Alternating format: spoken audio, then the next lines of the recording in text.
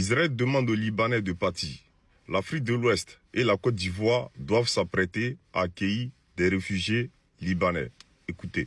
À l'instant, justement, voilà, ce sont des images en direct que vous voyez avec les frappes qu'on annonçait, que Tsahal avait annoncé. Effectivement, on est toujours regardé dans les quartiers sud de Beyrouth qui se trouvent derrière moi et vous voyez effectivement cet important panache de fumée qui est en train de s'élever de ces quartiers. Il y a quelques minutes, on a entendu une très grosse détonation ici avec Benjamin Danan, un gros boom et ce panache de fumée qui s'est élevé très rapidement dans le ciel qui est en train de recouvrir les quartiers sud de la capitale. L'armée israélienne avait prévenu, avait indiqué qu'il fallait évacuer un secteur de ce quartier de Darié, qu'il fallait que la population s'en aille car ils allaient frapper. Alors pourquoi on dit l'Afrique de l'Ouest doit s'apprêter? Parce qu'aucun de leurs voisins ne veut d'eux.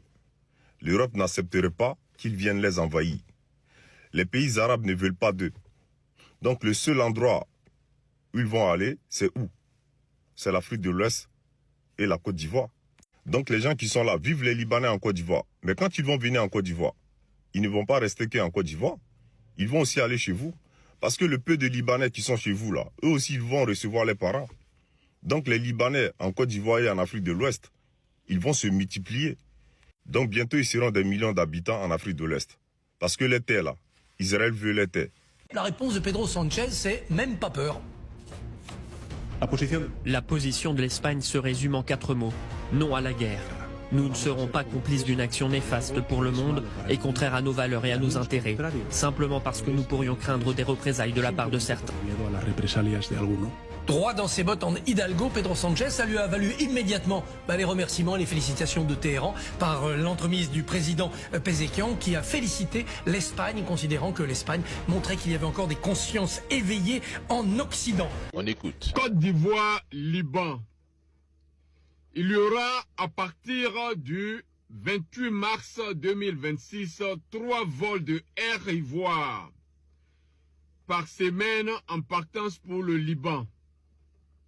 Ce qui fait 12 vols par mois. Donc 144 vols chaque année. Et le plus gros avion de Air Ivoire, qui est Airbus A330, peut transporter 242 passagers.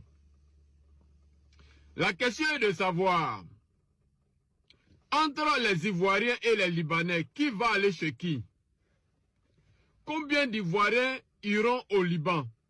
Quand on sait que le Liban n'accepte pas les Noirs sur les terres.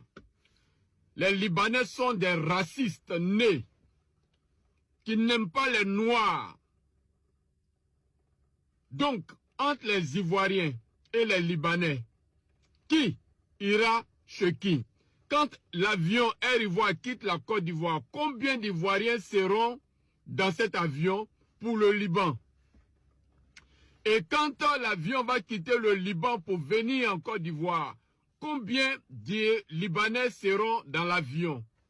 Quand on sait que l'avion prend 242 passagers.